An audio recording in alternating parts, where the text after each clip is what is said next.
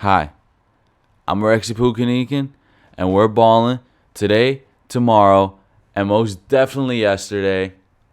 At what cost? So very interesting news that developed in the sports world. Guys, no, I got nothing for you. It was a repeat of last week. That's it. No reporting today. I get to take a break finally, a long deserved break. No, I'm kidding. Guys, I'm kidding. Big gulp of the caffeine to start it off. It was the same as last week, as in week 4 and week 3 are identical. Teams got destroyed. Arguably more so this past week. Browns, Steelers, Bengals, Patriots, Giants all took a big L. They couldn't do nothing. Millions and millions of dollars allocated on every single athlete, contracts signed, bonuses, agents, all of the families riding on the money. The cousins. The cousins are waiting for that, And the kicker is the one that's put in all the work. What the hell, guys? What the hell? What are we doing around here? I thought last week was an anomaly. But this week, for some reason, week 4 didn't click for anybody. It really didn't. I mean, let's just say some defenses really got a hold of some offenses. And listen, guys, this is why I really do enjoy this sport. I might have done this rant already 3,000 episodes ago, but I'm going to do it again. It's the fact that there's 2 teams within a team. Okay, you can say that it's a team game, but they're playing like 2 different kind of things. The objective is technically different within a defense and an offense. So when you have matchups, maybe the offense isn't too good. Maybe it really isn't. But guess what? It don't matter, because then there's this other side of the team that can, hold the weight. Sometimes all you need is them to hold the weight, and the offense, you can just be, laxing. Let me pull up some little stats here, or game scores for us all. But yeah, thanks for these teams that I listed for choking that bad, because I don't have to come up with some like crazy new perspective or material to talk about, because same as yesterday, same as week 3, quite similar carbon copy, right? Okay, so listen. Ravens, they beat the Browns 28-3. Now, listen, I was rooting for the Ravens, but I was scared shitless because of Myles Garrett, right? Because I think the Ravens have quite a lot of holes in their game if there's a strong defensive opposition, So after that game, okay, Ravens offense, you really are balling. The O-line especially, think about it. They were able to protect Lamar Jackson Jr.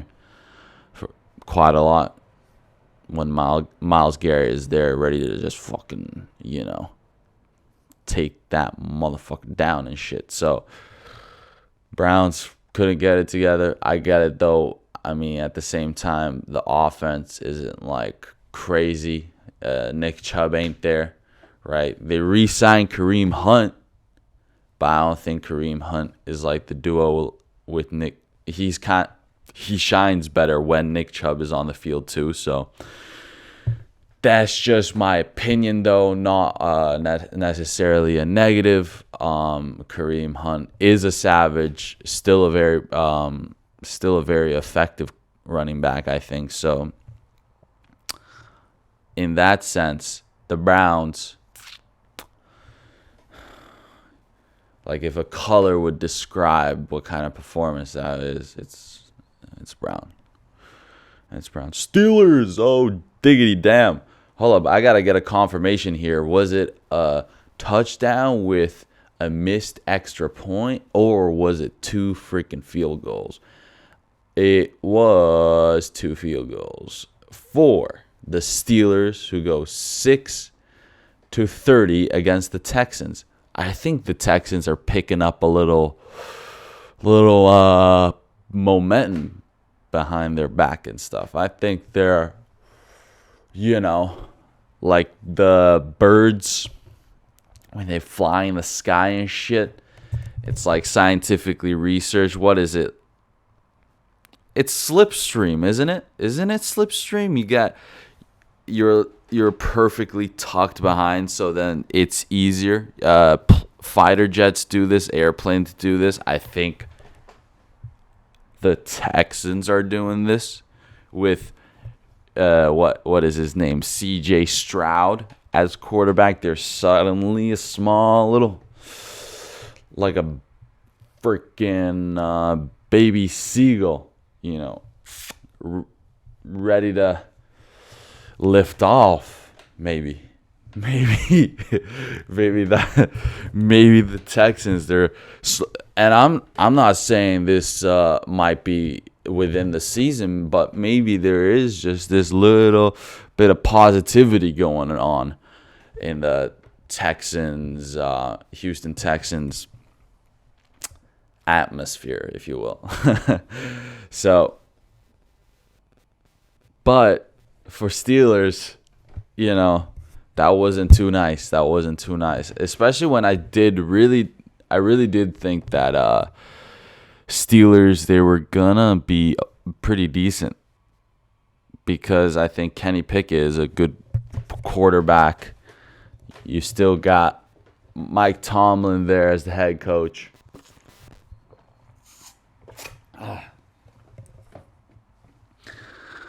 So I was expecting kind of only improvements. Sip the water too hard. But right now, after week 4, okay, because I'm not saying Texans are like, I'm not saying necessarily that CJ Stroud is the new Patrick Mahomes. But seriously, like, Texans, they fucking kind of went hard on the Steelers. No Black Air Force energy this season, I think. Because if the Steelers got the Black Air Force energy, at least it can do more than 2 field goals. I really do think so. So, let's have mercy on them. Let's move on. Bengals, what the Joey B, what the against the Titans, 27-3.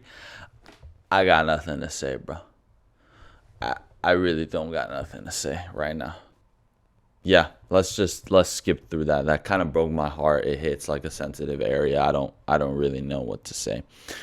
Cowboys versus Patriots.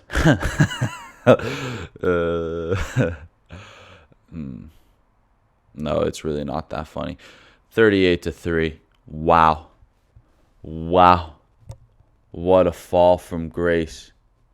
After the Tom Brady era, we are here now in this day and age. Again, not going to say more. I really love my Billy boy. Billy boy, what happened to you? You got beat by the old Cowboys. And you fucking stink of doo-doo. Okay, yo. That was not good. I just stare at the 3 and the 38. I'm just like, wait. This ain't a goddamn dream, right? No, it ain't. It was just week 4 of the NFL. Last one. Seahawks run through the New York Giants. The New York Giants ain't got it together. We thought Daniel Jones might have been worth. No, he is like, all respect for him and his agent and his management on securing the big old deal. However, if you got the big old deal, getting beat 24-3 week 4 of the NFL 2023 season and starting 1-3 ain't the best look. I know Saquon has been out. He isn't in his peak right now as far as we go talking about his performances this season. However, we gotta be doing something, yo. But they ain't doing nothing. Another little, let's just say a little, but this was huge. Huge. This was huge. How huge?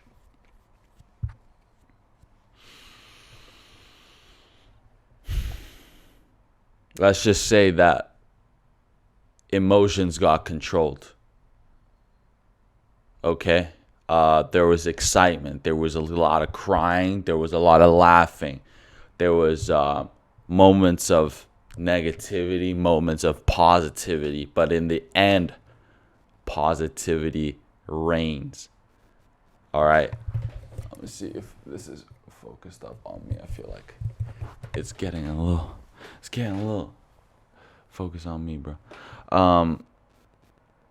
Just like week 3, we got a comeback, or if you would look at it from the other side, a choke, but we're sticking to the positivity. It was a comeback. It might have been one of the greatest comeback already of the season. Broncos, we make the comeback against the Chicago Bears. It got close, man. Chicago Bears, they ain't the king of the throne. Let's just say that. And if we would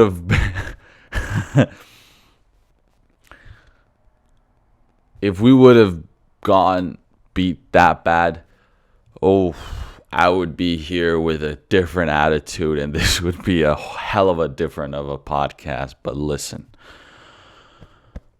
we made it happen. We take the first win.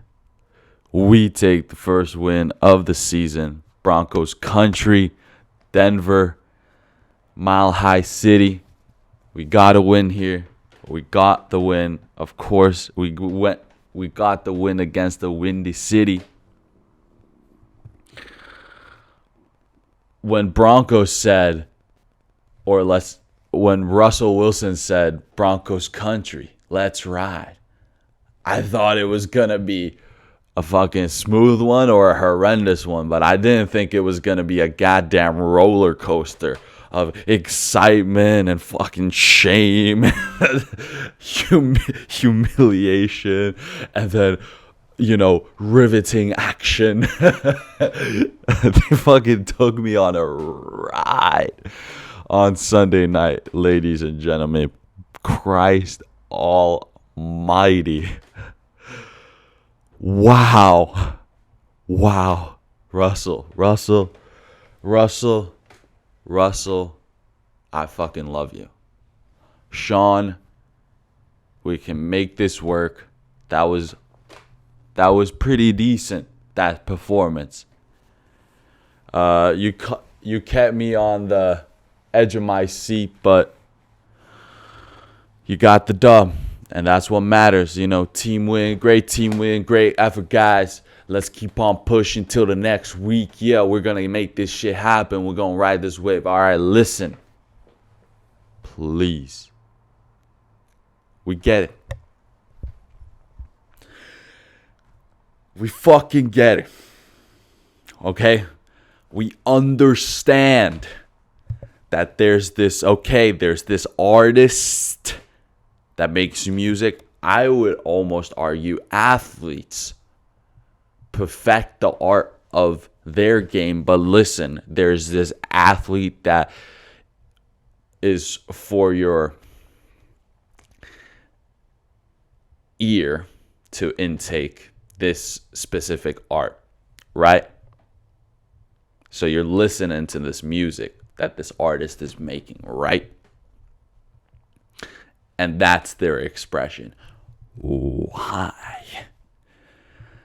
do we need to see her not do her art when we're watching a different fucking beautiful art of American football? Why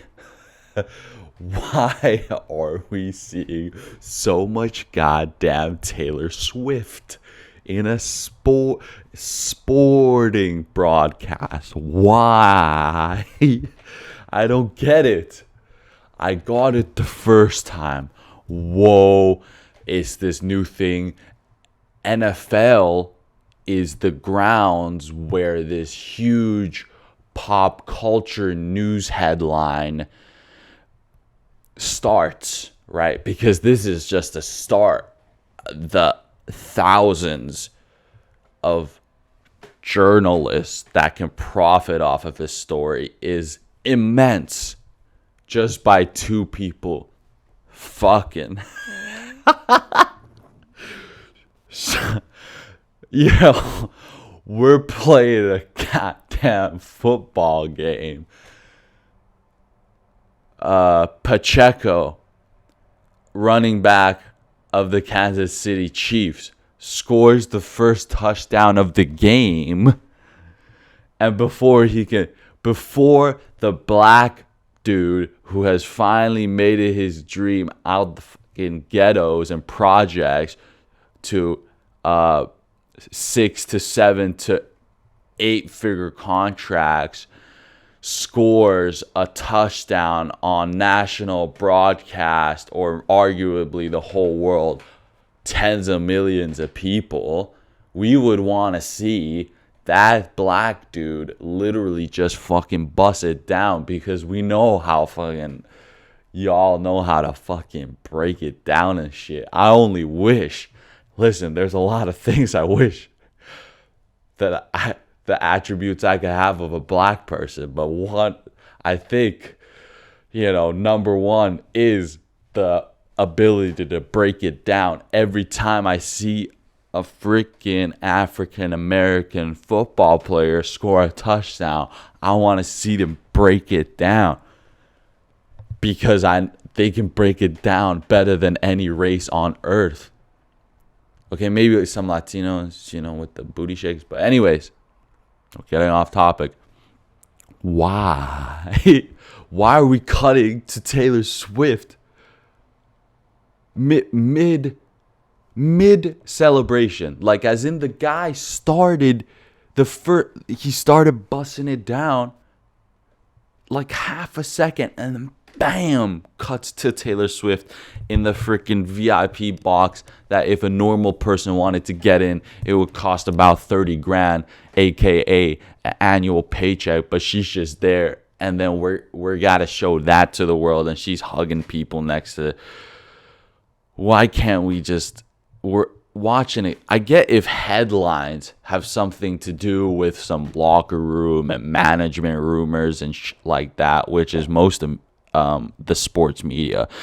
But then if we're literally live, the athletes are putting on the work, everything's they're all laying it out on the line that night. Why are we watching Taylor Swift? God damn, I got passionate for this one.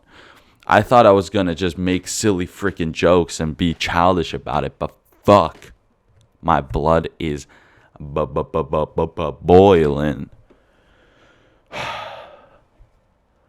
We give a fuck in our wildest dreams about goddamn Taylor Swift in a goddamn fucking football game. Please, I think now rumors have surfaced or something that Travis Kelce has made a statement that it is too much. NFL, the league, the organization has made too big of a deal of it.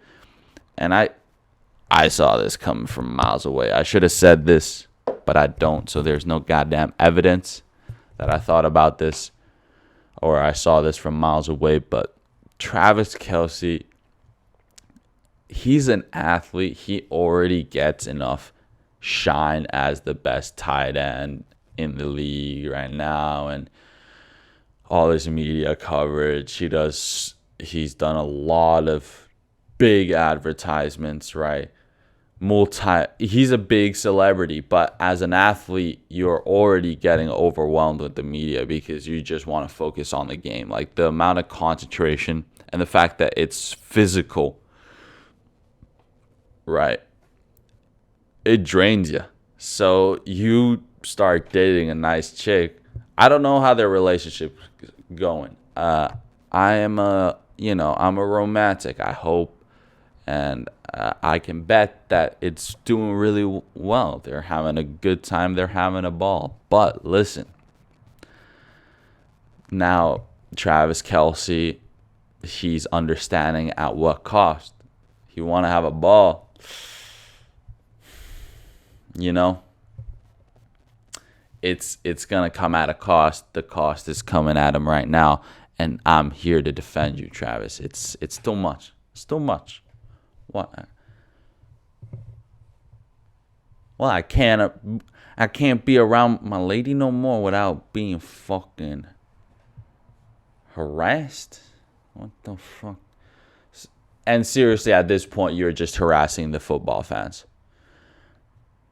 Yeah. But to be honest, again,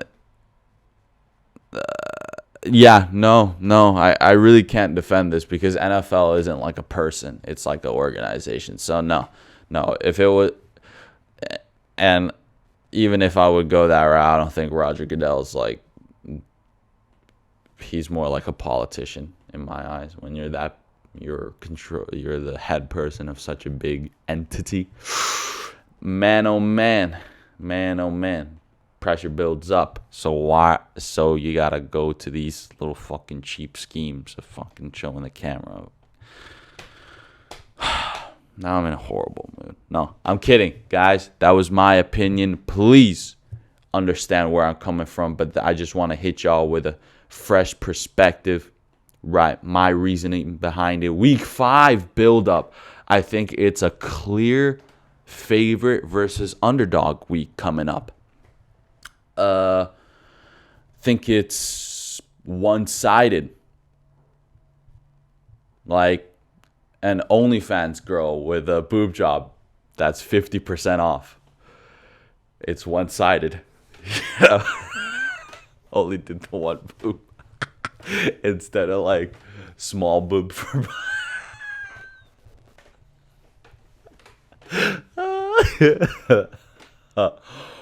Ooh. So pretty damn one-sided. That means more opportunities for big upsets. Let's just look at this week 5 real quick. Let's just give it a glance. At first glance, I would really stick to what I said.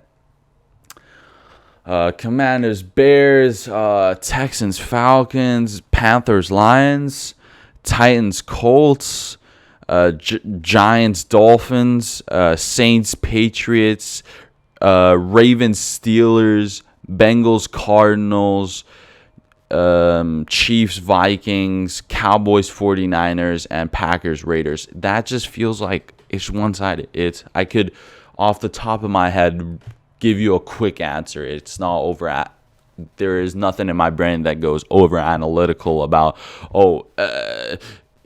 actually this is not a one-sided matchup. So let's break down the ones that I do think that there is the potential, there is the possibility of a major upset.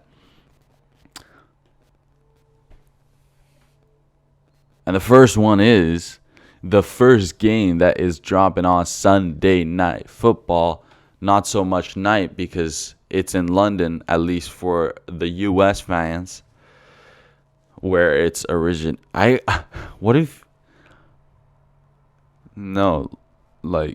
Americans are the indigenous people of football? I'm sure that was somehow racist in some kind of level. Jaguars versus Bills in London. Jaguars already played a game last week in London. They're the king of London. Yeah, they got a king now, right? That's what the whole shitbaz was about.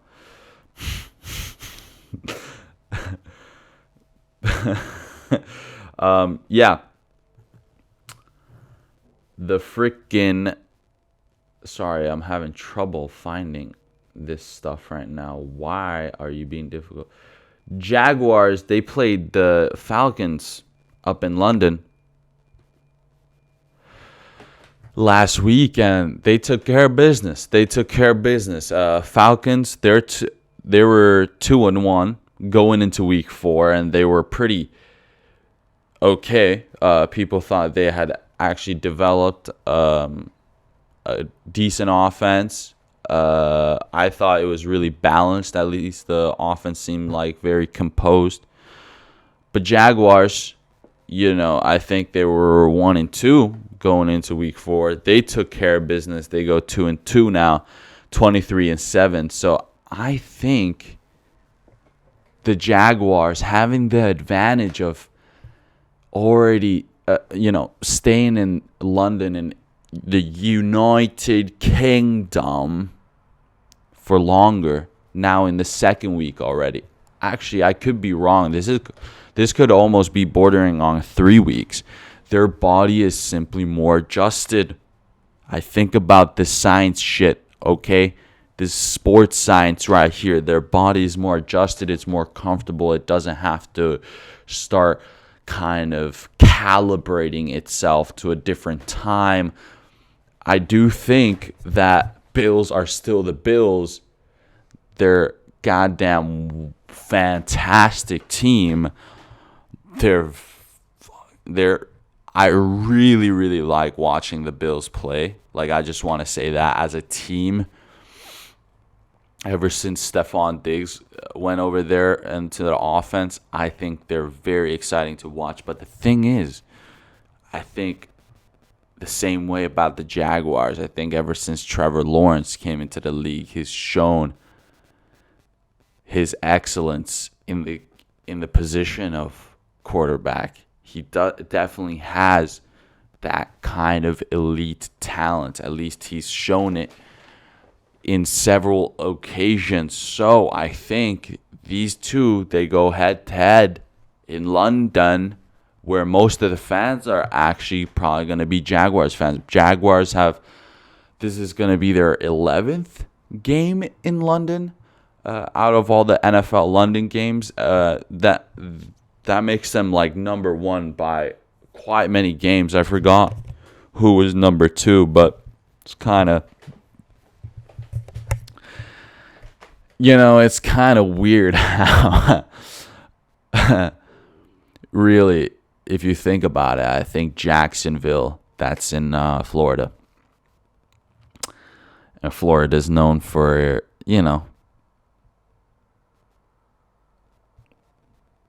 Floridians. They definitely got their own kind of characteristics and vibe and personality. So I think it somehow resonates pretty damn well with, let's just say, some blue collar. I forget all the collars, but let's just say blue collar workers of United Kingdom. I do think the Jaguars just gonna take this. They're gonna have technically home court advantage. There's gonna be, even the game they played against the Falcons. I guess even more so, because I wouldn't be surprised if there's quite a lot of Bills fans over there in the audience too. But I think it's the majority Jaguars. They've built a community there that supports them. So I think Jaguars have a chance to fucking just make a statement. Expose Bills a little bit and make a statement that we're here to go all the way into the postseason, right? I'm feeling good about that one. Gonna be at a very good time on Sunday too, 4:30 in the afternoon. I might have just finished a big lunch. It's perfectly when I want maybe a little something sweet, get a big coffee going or espresso, something like that. Beautiful. Beautiful. Next upset that I think might just go down. Rams versus Eagles. I think if anyone's going to catch the Eagles slipping, it's Sean McVay. Sean McVay is quite the genius. He comes in with the homework complete, motherfucker. He's got notes and evidence and fucking everything, dude. This guy comes in prepared with the research. You know what I'm saying? This guy is the Albert Einstein of American football. I really do think so. Something in my gut feeling says 49ers are going to take their first loss maybe somewhere around halfway through the season. And then this week 5 is the week that Bird has to just get shut down. I really do think so. The Eagles, I think Sean McVay has the brains, has the grit to push his team, elevate his team to get a huge win against the Philadelphia Eagles. I'm not saying the Eagles are in a position to make mistakes. I'm just saying the Rams might come out to the field with a different type of energy, right? So that's really all I have to say, because the guy who gets the job done is McVay. Woohoo! Yes. Last one. I gotta take a big gulp of coffee before I do this. I need lots of high energy. Also, I got my shift starting in 49 minutes.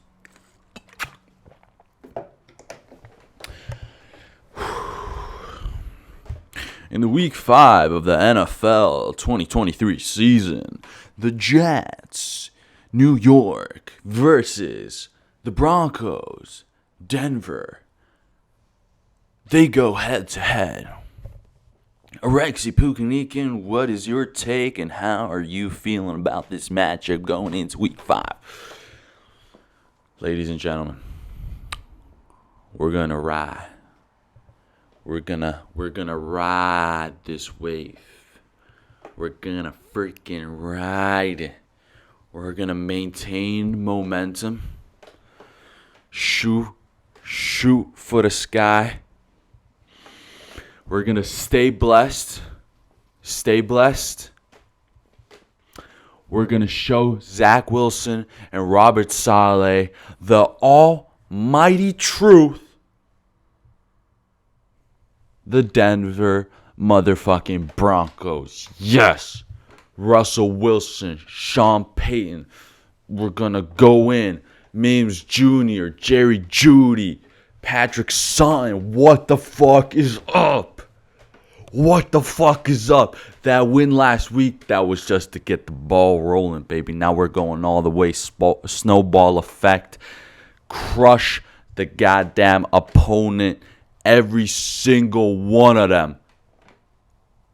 That's the energy we're going into week 5 of the NFL. I'm Alexi Pukanikin. Stay blessed, stay ballin', and I'll see you next week.